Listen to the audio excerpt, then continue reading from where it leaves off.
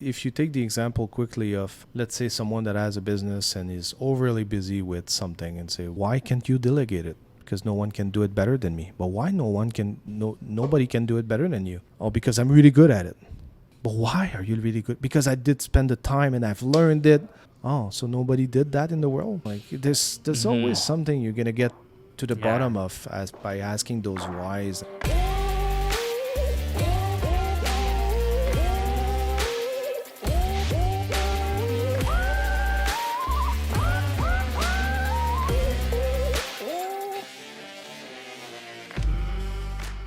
I might just start because there's two main things that I'm particularly interested in lately and discovering and learning. And one of them is how people likes to feel busy.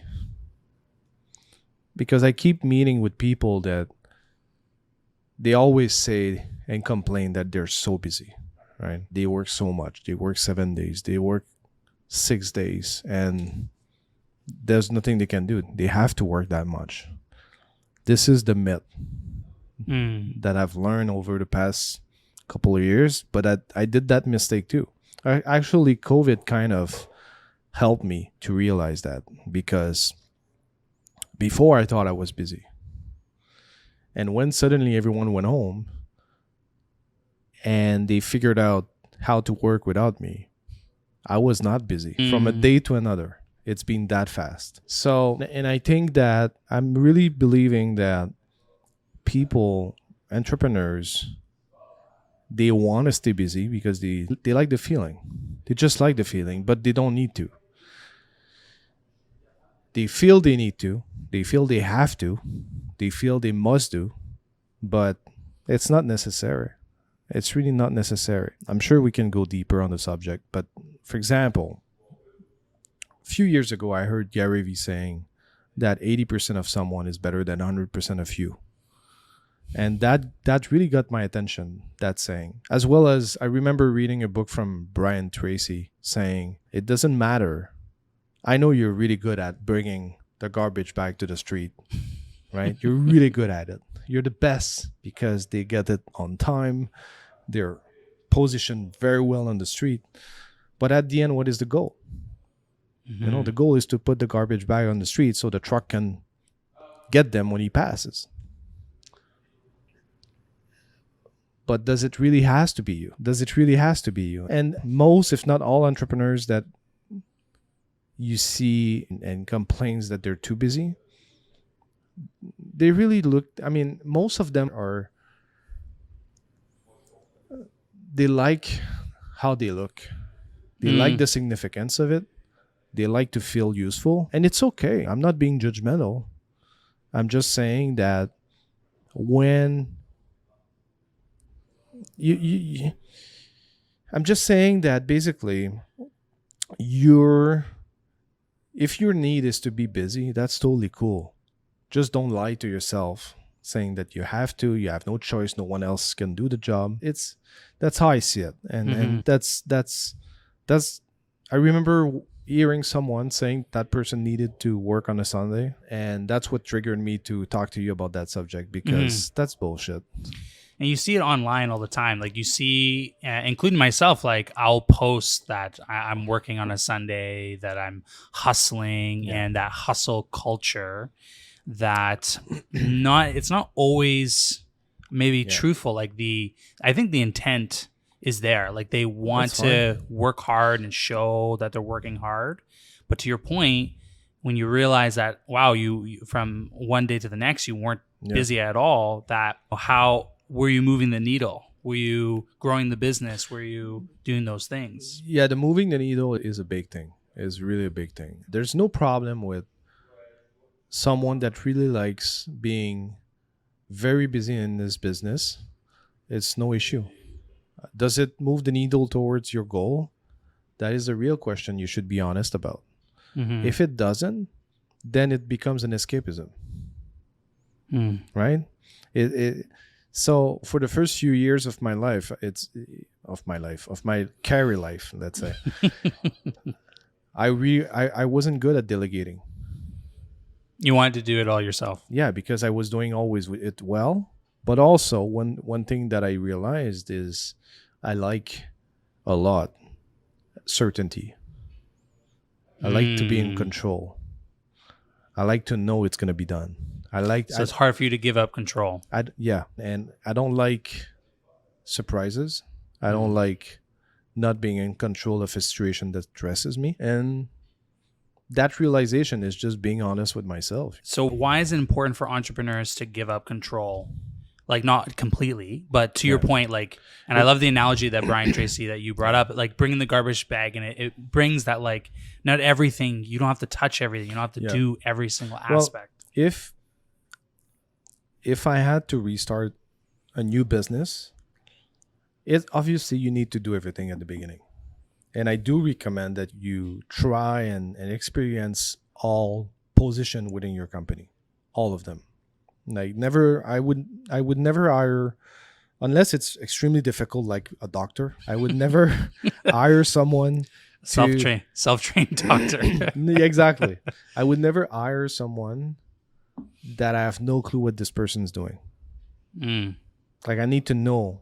I need to be ready. I need to understand that person. It's not just to protect me, but I need to understand. It's to be fair with that person as well. You need to understand what is this person's going through. That's one of the reasons why a lot of companies are failing with having their development teams, is because the upper management have no clue what they're doing. They have no clue, not only what they don't know what they're doing, but they don't understand what they're doing. When their dev comes to them and explain an issue and try to foresee a potential issue, they have no understanding of what's happening. So, but when you've been in that position, you understand. And so, but if I would restart a new company tomorrow, I would probably have to do everything by myself. But as soon as the profit would come in, I would look at what is the most important other position that I can fulfill right now that would help me, and especially help my goal or the company's goal. And if it's an HR, then let's go. We go with an HR. And if it's sales, then it's sales. But you don't have to do it all. And then it comes down to 80% of someone else is better than 100% of you. So what are the repercussions?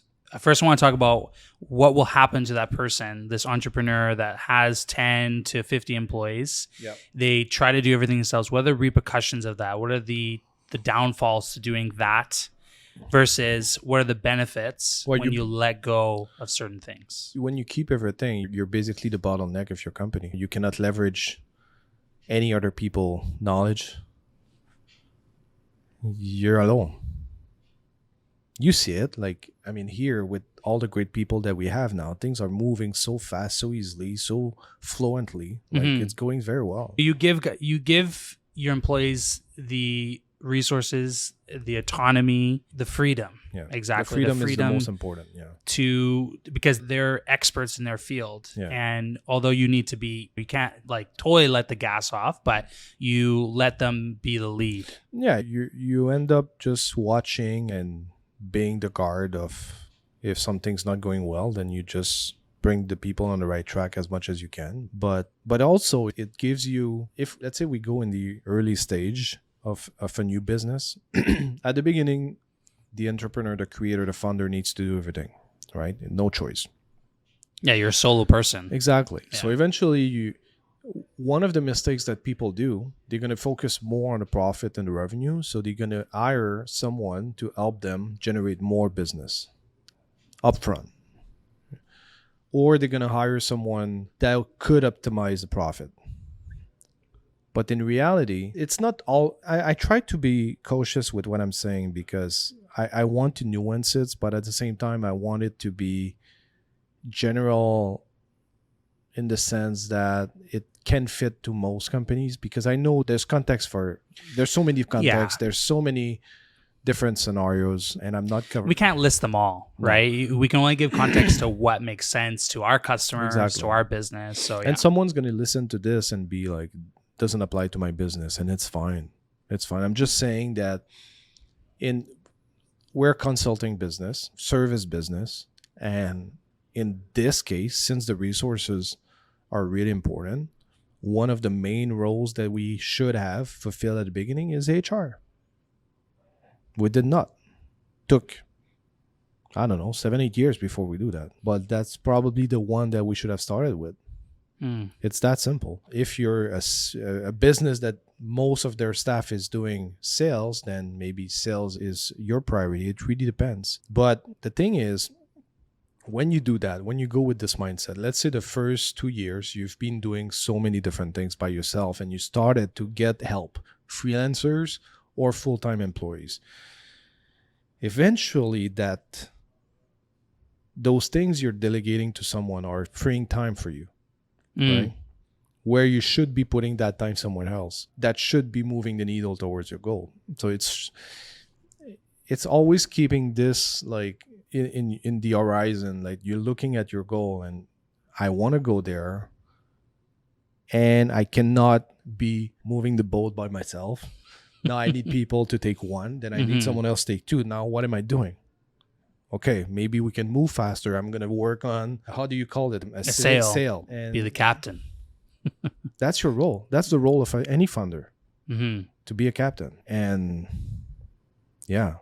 You're so right, though, because it's like, it doesn't matter what size you are. Like, we all know that we all have the mindset like, oh, I need to hire employees because I want to grow this business. Yeah. I want to do more. Yeah. But then we don't give them 100% freedom to do their job necessarily, right?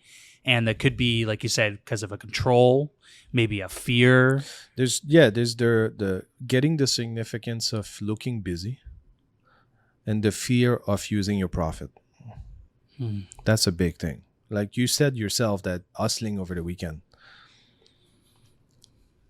You could probably find the money to hire a freelancer that would do some video editing, but you're like, you feel insecure about shrinking your own income and your comfort and all of that, right? So I also enjoy editing too, for the most part. Okay, but you're right. No, it's true. There's a lot of things. If I want to grow really fast, and I learned this from you guys, that the quickest way to grow is to pool your money into your employees. Yeah. Because if you just pay myself, then I'm not really growing. Like, sure, I'll have a nice paycheck. And it's okay. And it's okay if that's your goal. It depends what your goal is.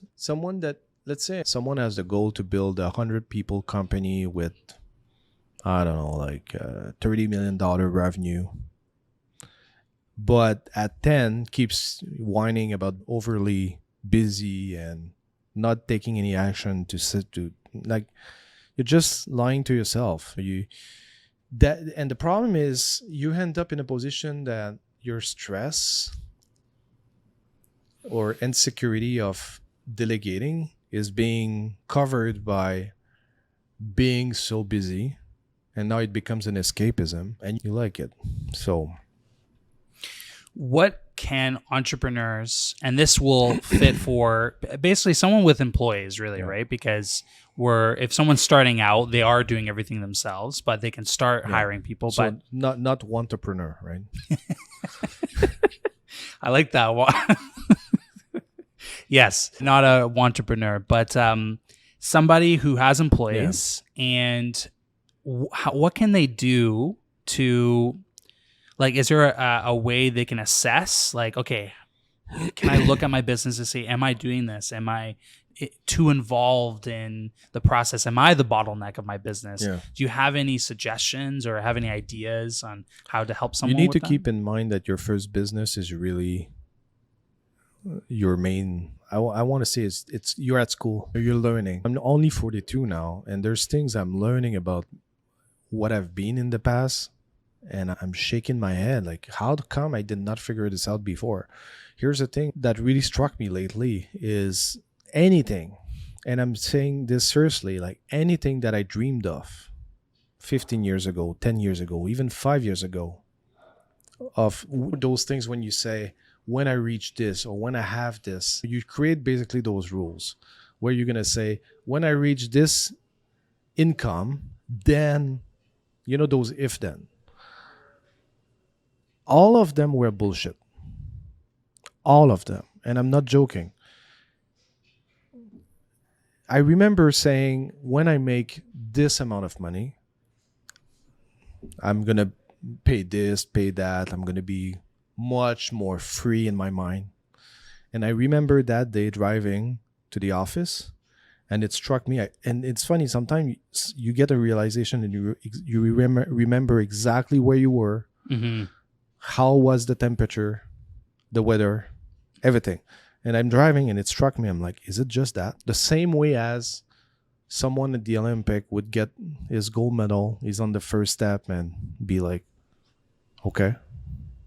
So you realized driving to the office that you reached that financial, you had that goal, you reached it, And that you was had not all such a big these- goal, but for me at the time, I thought it was like the big thing and that would change my life from A to Z, and it did not. Mhm. So whatever I imagined at the time for any goals, for example, here's another goal. Here's another goal that I had that actually is bullshit. Many years ago, and Tony could tell you that, how busy I was for real. Mhm. Because everyone in the company was coming to knock on my door every day. I had never had time. Every fucking hours, they would, hey Raph, hey Raph, and to a point where it was getting overwhelming. Mhm. And so obviously, I'm like, if only I could have the right people to take care of all that bullshit. Guess what? It happened.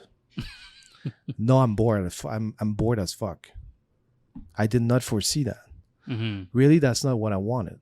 Mhm. So, and that's the thing that I'm particularly interested in lately in the past year is all of those things that you think that you need, but really it's not really what you're looking for.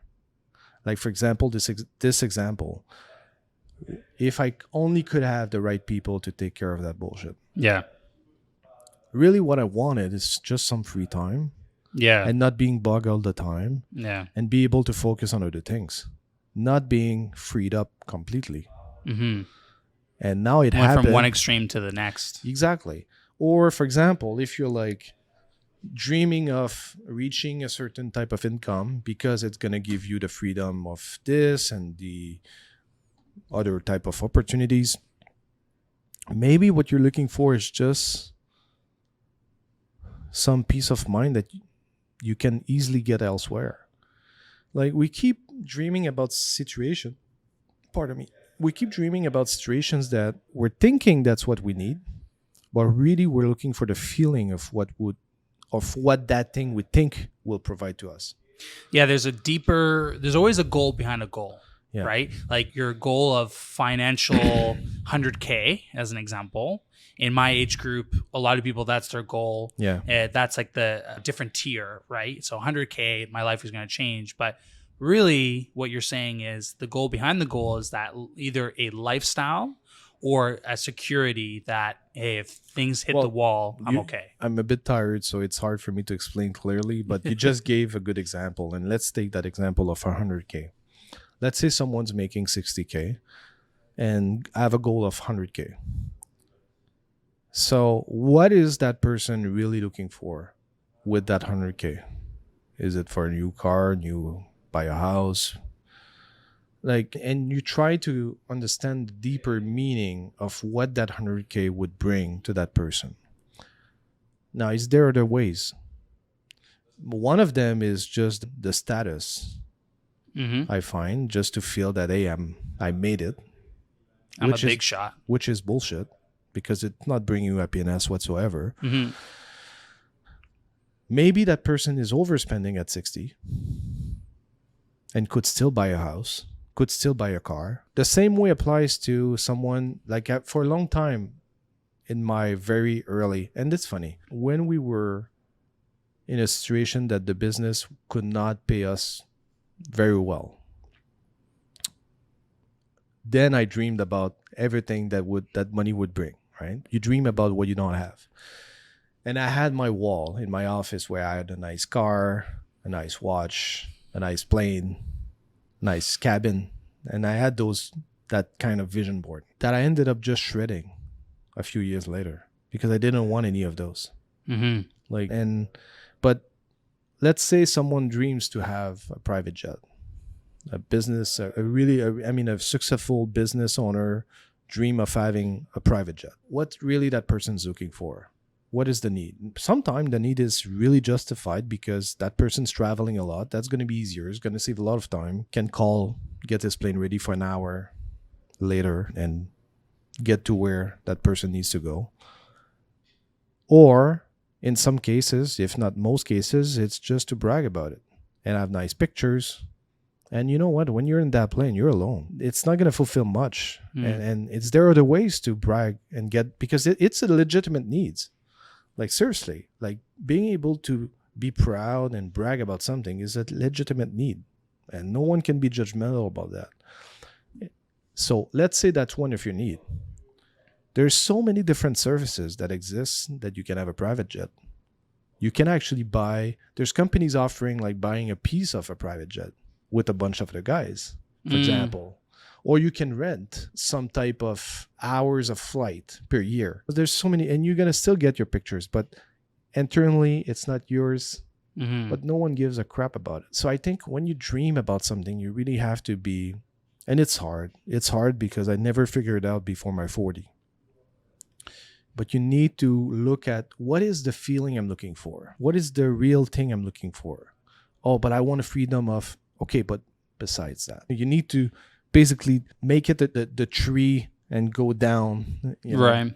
branch by branch, and try to go to the root cause of you wanting to have 100K. That's it. It's such a good example, and like you can put into practical sense, like, you know, fitness. Yeah. A lot of people want, and this is, again, we're talking about entrepreneurship, but for the example to what you just shared, what's the goal of you getting a six pack? Is it because you want to run a marathon, or is it because you want to look good? Right. Yeah. So look at the real root, as to what you said, of why you want that thing. Let's talk about that. I'm training quite No, I don't. Show me. quite often. No. But I really try to take care of my health. I have two reasons. The first one is I want to feel good. So definitely that's why I'm actually building almost a spa in my backyard with the sauna, the hot tub, and the cold bath and all of that. Other than that, I'm working out to feel good as well. But indirectly, it's starting to sculpt my shape. I'm a man. I want to look good. So if you ask me why I want a six pack, it's definitely not to feel good. I want girls to look at me. I'm just being honest. Maybe a few men. I don't care. And I definitely want to be looked at. And I have no issue with that. And people who are judgmental for people with ego desire are just being jealous, because we all have that need.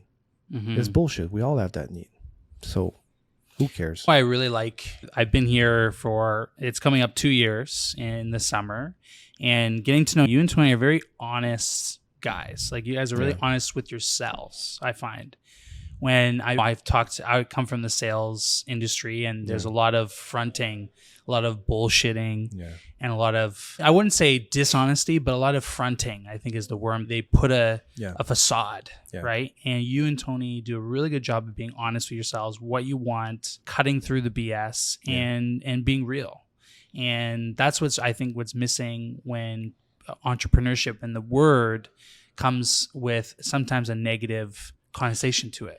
You know, lately I saw a post from a company, it's a post from a few employees of that company saying whatever benefit they got lately. And from the company. Gotcha. And knowing the company, I'm just shaking my head because there's an agenda behind it. You can feel that there's an agenda behind it. You can feel that they would not do that to you if they would not benefit from it. Conversely, the people here that have been with us like you for more than a year, they already know that whenever we do something, that's just because we want to do it.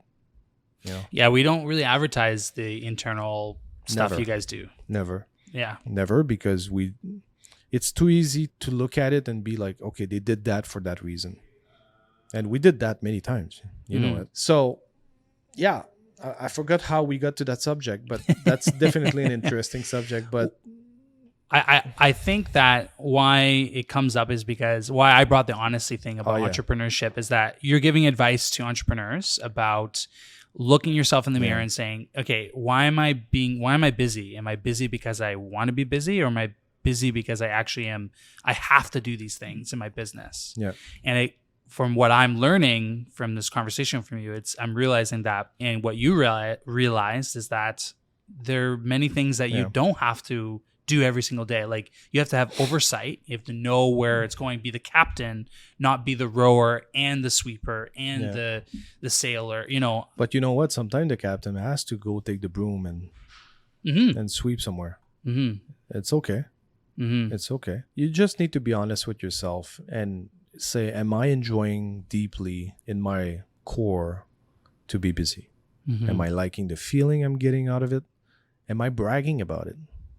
If you're bragging about being busy, bragging can also be like you're just, I don't know, you're at the gym in the morning, you say, oh man, I'm so busy. Mm-hmm. You're kind of bragging about it. You're kind of looking for sympathy, Mm-hmm. empathy. You're looking for this attention, right? Mm. In many cases, of course, it's no choice. They have to be busy, Mm-hmm. because they're stuck. They don't have the right business partner, or they don't have the money. They will never have the money. They basically bought themselves a job. That happens, totally. But if you have a growing company and you keep being busy, you're just full of shit. You're lying to yourself. You're completely lying to yourself. You're enjoying the money you're generating and you're enjoying being busy. But and only if your goal is to keep growing, then yeah. If you're fine with your company at that level, and you're fine being busy, and you're fine with the income, and you're okay with everything else, and you don't have a specific goal of reaching a certain level within the company, then that's fine. There's nothing wrong with that. I'm being a little bit judgmental in the cases that someone has the money, has a goal, but don't want to do it. Or says they can't do it, but reality, Yeah, I they can't. can. I'm too busy. I'm too busy because no one can do what I'm doing. No one can take the trash out like you, as you said. Yeah. That's bullshit. What's that thing that Brian Tracy said about the three things? Do you remember? Yeah, that's a thing that I agree and I disagree with. The three things. It's basically that you should only be focusing your time, your precious time as a business owner, on your top three things, the top three things that will bring the most value to your business. Here's my problem. One of my three things is annoying as fuck. So I cannot agree with it, because if I would do this, I would just feel miserable. So yeah, I mean, It's not it's never perfect, but I like what he said. And you're right. Like, if you don't like it, then you should get someone to do it. Like finances, like, I just have no interest in doing but accounting. let me clarify something. When I say one of the three things is annoying, I would say we're 2021 now, so I really started in the business like in 2003, 2005-ish. Like 2002 to 2005, I was working remotely. Then we opened an office in 2005. So when I say that one of the three things is annoying, is after all of those years. If you're in the first 10 years, you can just swallow your pills and do it. That's going to be fine, because you have another motive, like you have another goal, and you're just focusing on that. In this case now, then when the company is going very well on its own, and people are doing their job very well, it's hard to get that drive. So to do the things that are super annoying. So I'm just being honest. And so, yeah, the top three things of what your company would benefit the most of, that's where you should put your time on. The rest you should delegate. And this is particularly true in the first couple of years of your company. That is extremely true, actually. If someone's watching this, listening to this, is there anything else you can think of to share with them about entrepreneurship? Could be about web development, anything that we discussed today.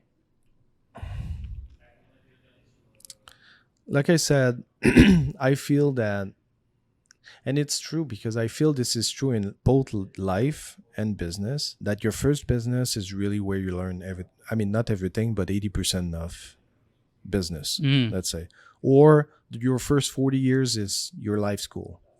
And the next 40 years is when you're going to apply what you've learned and keep learning, but enjoy what you've learned. If you go with this mindset saying that I'm going to be learning so many things and I need to be flexible, I need to adapt, I need to correct myself, I need to fix, I need to learn and adjust and just be like putty. You need to be how do you say malleable? Oh, I forgot the name. Mold? You want to mold Yeah. yourself? Yeah. You need to be able to mold it all the time Mm-hmm. and change it all the time and have this humility Mm. to say you're wrong when you're wrong, and that's one of the problems. But it's a problem in most cases, but it's not. It's a benefit in some other cases. If you take the example of any extremely successful billionaires, they were very cocky and they had one goal they want, but it's exceptions to me. I'm not an exceptions, like, so. And you need to have the humility to adjust yourself and learn and say, what can I adjust, what can I do, and it's, yeah.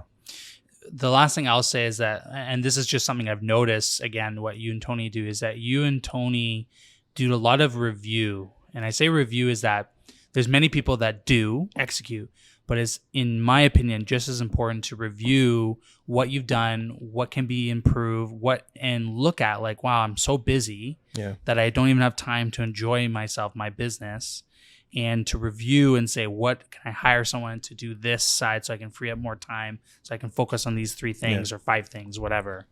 And that review is what I've noticed you and Tony do consistently. Yeah. And that's something that I think is important. So don't just, like, planning and doing is important, but reviewing either monthly or quarterly or. But you see, but that's the thing that for me doesn't work Mm. when it's scheduled. When it's okay, when it's scheduled. I don't like that framework of, okay, at 6 in the morning I'm gonna wake up and I'm gonna write out my goals and do that and have this. As much as I like the routine, I dislike the routine. It's weird, I know. Routine helps for me, but whenever I have to, or I have something scheduled, it stresses me.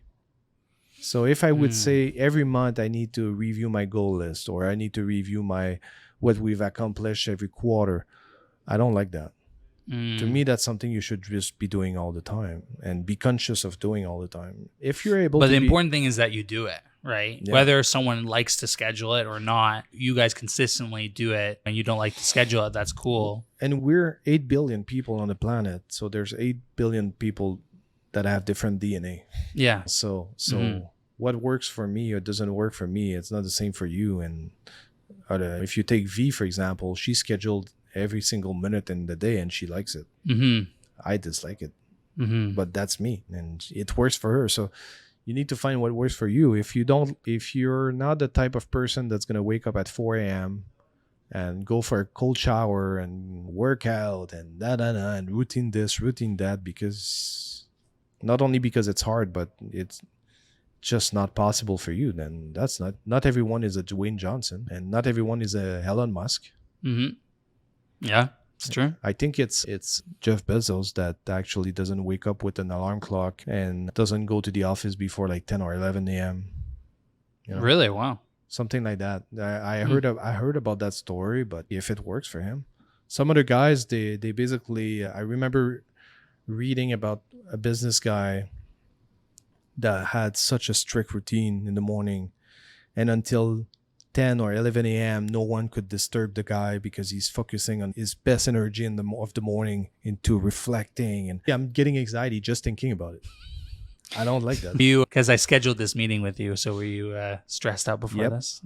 No, I mean, because I was walking in the this morning around after my workout, it was probably around 7:20, and I'm like, fuck, I would be ready now. Not in 2 hours and a half. That's now that I'm ready. I'm pumped. Yeah. I would love to come work out with you again, and then we just like film right after. You know, Oh, that would be crazy.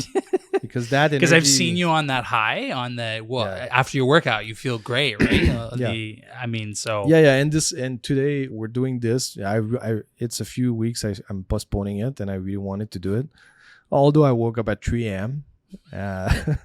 So just because I was not able to sleep, and so I'm a bit tired, but I think the message is still there. And you asked me about my last advice, but there's so many. But one of them is just whenever you feel this is what I want, you really need to chunk it down to the root cause of you wanting to have that.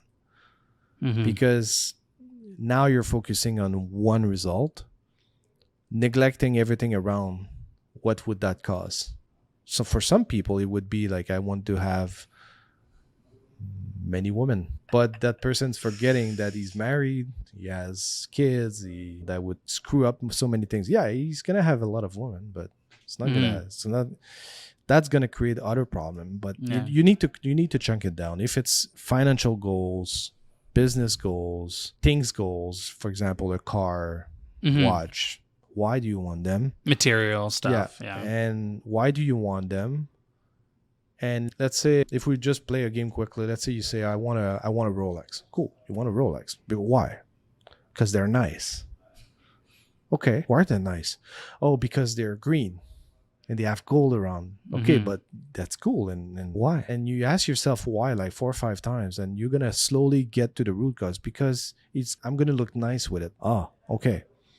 So you want to look nice. And why do you want to look nice? Because I want people to acknowledge that I'm successful. I like that practice. That's a great takeaway for any entrepreneur at any level, to ask themselves why 4 or 5 times on what they want. I want a Lamborghini.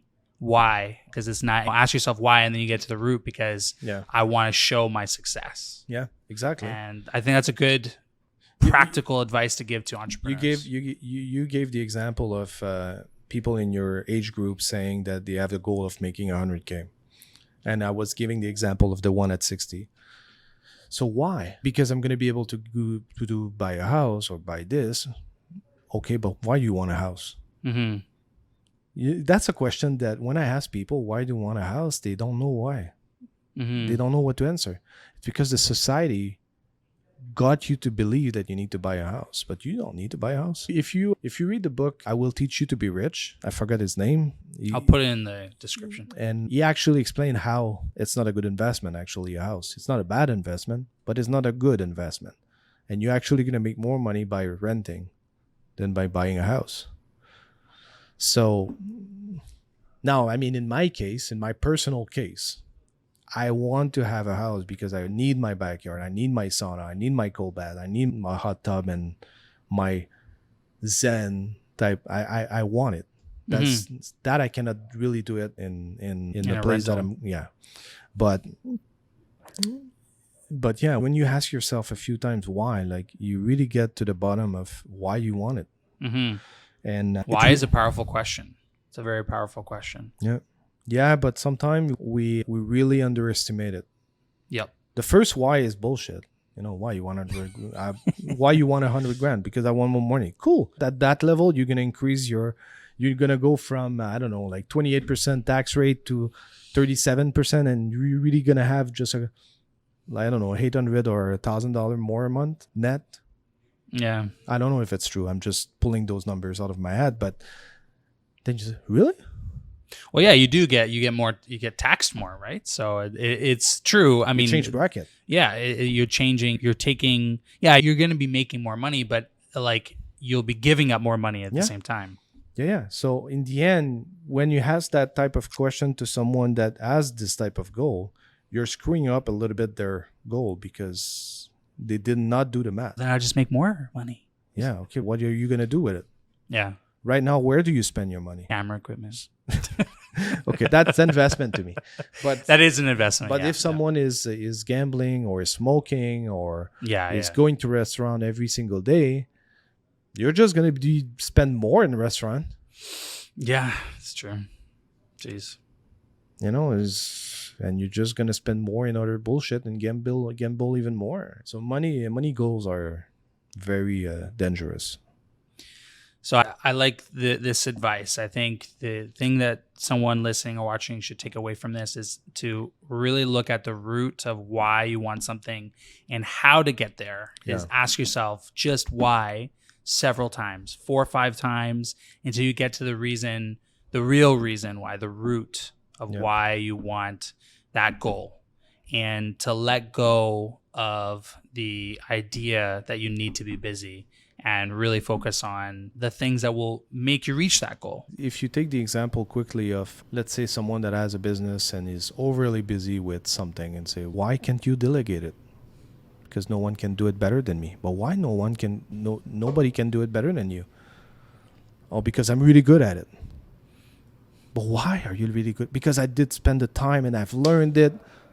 Oh, so nobody did that in the world? Like there's always something you're gonna get to the bottom of by asking those whys. And it's funny, when you do the practice for yourself in your mind, you auto answer your own question. Yeah. It's so weird. I think we all know this information, but we don't put it into practice because it's like what you're saying is not like I've never heard before, but the way you say and the examples you give, it makes it really hit home for me as someone who wants some of those goals, and then make me think like, okay, why is that for me? And it's different for everybody, like you said. Yeah. Everyone, some people, they need that to brag about it and to look good, and that's okay. We're not judging here. It's you just have to understand what your need is, what your why is. Lately, we kind of did that unconsciously, this practice, Tony, and I think Steve was in the room as well. But I was just expressing that I don't like me not being busy. I was at my desk and I didn't know too much what to do, and I'm waiting for everything else, like the website and the application that we're developing, and I'm in waiting. So I'm at my desk and we're having this conversation, and I started to kind of complain about being free. You know? But after like 2 or 3 whys, it really went out, and it came out, and I just out of the blue said to Tony, because I'm feeling guilty. Then why are you feeling guilty? Because I don't feel that I'm bringing enough value. I don't feel that I'm providing enough. That I'm working enough. That I'm so. But honestly, without a few whys, we would have never got to the bottom of that. And I'll get you busy. We'll make some. But the thing is, I need to enjoy it. Yeah, of course. But talking with you, I enjoy it. So thanks. So you can keep me busy this way. That's fine. Any last words before I said about like 20,000 last words, so I think you're good. Thank you guys so much for watching and listening. And this was a great conversation with Raph, just about the power of why and understanding your truth and getting to the root of why you want to do these things, why are you feeling busy. So this was a really impactful episode, and I really appreciate you guys listening and watching, and let us know, send us comments about what you want to hear next, and just share this podcast. And I'm going to be following the comments on this subject because I'm sure there's going to be some questions. Yeah. And I'm going to be watching to answer those questions. Awesome. Thank you guys so much. Have a good one.